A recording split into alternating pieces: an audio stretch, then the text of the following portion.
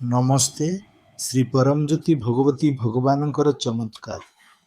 ଭାରତବର୍ଷର ବରଗଡ଼ ସ୍ଥିତ ସୋହେଲାରୁ ପ୍ରମୋଦ କୁମାର ଦେବତା ହେଉଛନ୍ତି ରାସ୍ତା ନିର୍ମାଣ କରୁଥିବା ଜଣେ ସରକାରୀ ଠିକାଦାର। 2008 ମସିହାରେ ସେ ଅନେକ ଆର୍ଥିକ କ୍ଷତିର ସମ୍ମୁଖୀନ ହେଲେ। ସରକାରଙ୍କ ଠାରୁ କାମ ଶେଷ କରିବାକୁ ସରକାରଙ୍କ ପାଖରେ ଅନେକ ବିଲ୍ ଦାଖଲ କରିଥିଲେ ମଧ୍ୟ ସେସବୁ ଅଟକି ରହିଥିଲା। ଫଳତଃ ସେ ଆର୍ଥିକ ଅସୁବିଧାର ସମ୍ମୁଖୀନ ହେଉଥିଲେ। ସେ ଆନୁମାନିକ 1 କୋଟି ଟଙ୍କା କରଜ କରିଥିଲେ। ତାଙ୍କ ଟଙ୍କା ଅଟକି ରହିଥିବାରୁ ସେ ବଢ଼ୁଥିବା ଋଣ ମଧ୍ୟ ପରିଶୋଧ କରିପାରୁନଥିଲେ। ଏ ପରିସ୍ଥିତି ତାଙ୍କୁ ଅନେକ ମାନସିକ ଦୁଶ୍ଚିନ୍ତା ପ୍ରଦାନ କରୁଥିଲା। ସେ ରାତିରେ ଶୋଇପାରୁନଥିଲେ। ରାତିରେ ନିଦ ବଟିକା ନେବା ତାଙ୍କର ନିଶା ହୋଇଗଲା। ଜୀବନର ଏହି ଭାଗରେ ଜଣେ ବନ୍ଧୁ ତାଙ୍କୁ ଶ୍ରୀ ପରମଜ୍ୟୋତି ଭଗବତୀ ଭଗବାନଙ୍କ ସହିତ ପରିଚିତ କରାଇଲେ। ଆର୍ଥିକ କ୍ଷତିରୁ ମୁକ୍ତି ପାଇବାର ନୂଆ ଆଶା ସହିତ ସେ ସତ୍ସଙ୍ଗ ଗୁଡ଼ିକରେ ଭାଗ ନେଲେ।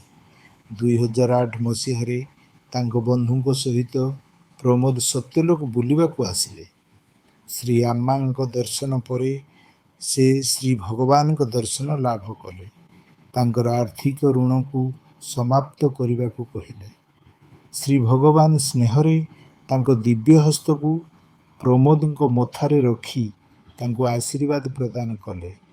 ଶ୍ରୀ ଭଗବାନଙ୍କ ସମ୍ମୁଖରେ ଠିଆ ହୋଇ ପ୍ରମୋଦ ଅନୁଭବ କଲେ ଯେ ଯେମିତି ଏକ ଦୃଢ଼ ବୈଦ୍ୟୁତିକ ତରଙ୍ଗ ତାଙ୍କ ସମ୍ପୂର୍ଣ୍ଣ ଶରୀରରେ ପ୍ରବାହିତ ହେଉଛି। କୃତଜ୍ଞତାରେ ପରିପୂର୍ଣ୍ଣ ପ୍ରମୋଦ ସତ୍ୟଲୋକରେ ଆଉ 2 ଦିନ ଅବସ୍ଥାନ କଲେ। ସେ ଘରକୁ ଫେରିବା ପରେ ତାଙ୍କର କାମରେ ସୁଧାର ଆସିଲା। ଦୀର୍ଘ 1 ବର୍ଷ ହେବ ବକେୟା ଥିବା ସରକାରୀ ବିଲ୍ ଚମତ୍କାର ରୂପେ ଅନୁମୋଦନ ହେବାକୁ ଲାଗିଲା। ଶ୍ରୀ ପରମଜ୍ୟୋତି ଭଗବତୀ ଭଗବାନଙ୍କର ଦିବ୍ୟ ଅନୁଗ୍ରହରୁ ସେ ତାଙ୍କର ଋଣ ଗୁଡ଼ିକ ପରିଶୋଧ କରିବାରେ ସକ୍ଷମ ହୋଇପାରିଲେ। 6 ମାସ ମଧ୍ୟରେ ସମୟର ଜୁଆର ତାଙ୍କ ସପକ୍ଷରେ ଗଲା। ଆଜି ପ୍ରମୋଦ ଆର୍ଥିକ ରୂପେ ସ୍ଥିର ଓ ଋଣମୁକ୍ତ। ସେ ଶାନ୍ତିରେ ଶୋଇପାରୁଛନ୍ତି। ତାଙ୍କୁ ନିଜର ମାନସିକ ଶାନ୍ତି ପାଇଁ କୌଣସି ଡାକ୍ତରୀ ସାହାଯ୍ୟ ଆବଶ୍ୟକ ପଡ଼ୁନାହିଁ। ଜୟ ବୋଲ ଅନୁଗ୍ରହ ପ୍ରଦାତା ଶ୍ରୀ ପରମଜ୍ୟୋତି ଆମ୍ମା ଭଗବାନଙ୍କର ଜୟ ହେଉ।